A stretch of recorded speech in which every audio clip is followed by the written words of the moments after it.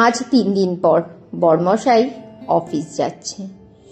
কি করা যাবে বলো, শরীর খারাপকে উপেক্ষা করেই অফিস তো যেতেই হবে। কর্ম না করলে কি করে হবে? তার কর্ম সে বেরিয়ে গেল, আর এদিকে শুরু করে দিলাম আমি আমার কর্ম।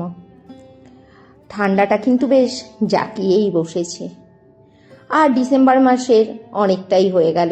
ঠান্ডা তো এখন পড়বেই, তবুও তুলনামূলক এবছর যেন ঠান্ডাটা অনেকটা আগেই পড়ে গেছে। আর আজকের ভিডিওটি এখন শুরু করছি। ভিডিওটি কেমন লেগেছে এটি অবশ্যই কমেন্টস করে বলো, লাইক করতে একদমই ভুলো না।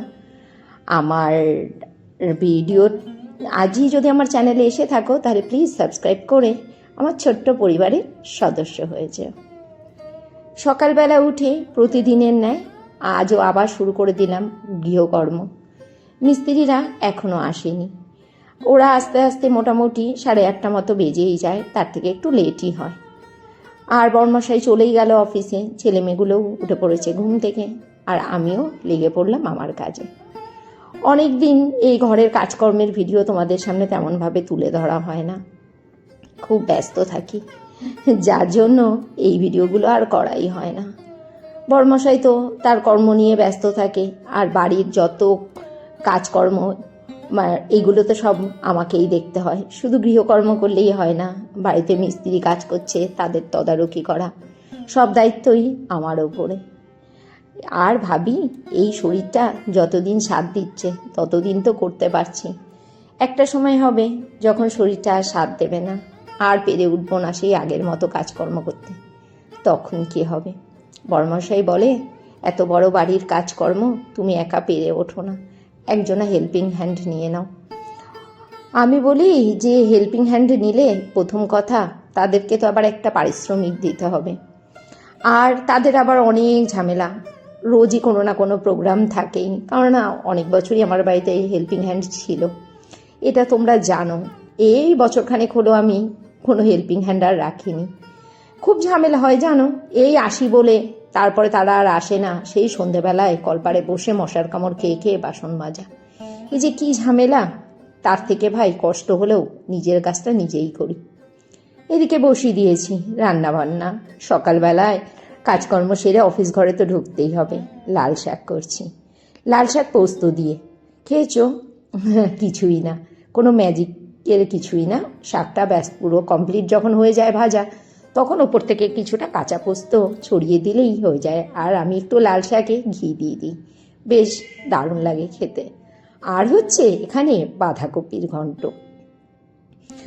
আমি না বাঁধাকপি ফুলকপি এগুলি একটু ভাপিয়ে নিই, তাতে গ্যাসটা হওয়ার সম্ভাবনা কম থাকে। আর আগে থেকে লাল করে যে আলুগুলো ভেজে রেখেছিলাম সেই ভাজা আলুটাও দিয়ে দিলাম। আর নামানোর সময় দিয়ে দেবো একটু ঘি আর গরম মশলা। আমার কিন্তু বাঁধাকপিটা খেতে বেশ ভালোই লাগে। আর রাতে রুটি খাওয়ার জন্য করছি গাজর আলু ফুলকপি দিয়ে একটা চচ্চড়ি।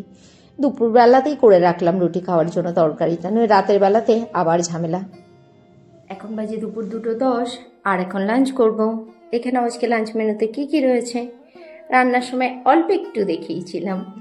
রয়েছে এখানে ভাত, আর ভাতের মধ্যে রয়েছে পেঁপে সেদ্ধ, রয়েছে টমেটো দিয়ে মুসুরির ডাল, লাল শাক ভাজা, রয়েছে বাঁধাকপির ঘন্ট, আর রয়েছে ফুলকপি গাজর আলু আর ধনেপাতা দিয়ে একটা চচ্চড়ি, যেটা রাতে রুটি খাওয়ার জন্য কাজে লাগবে।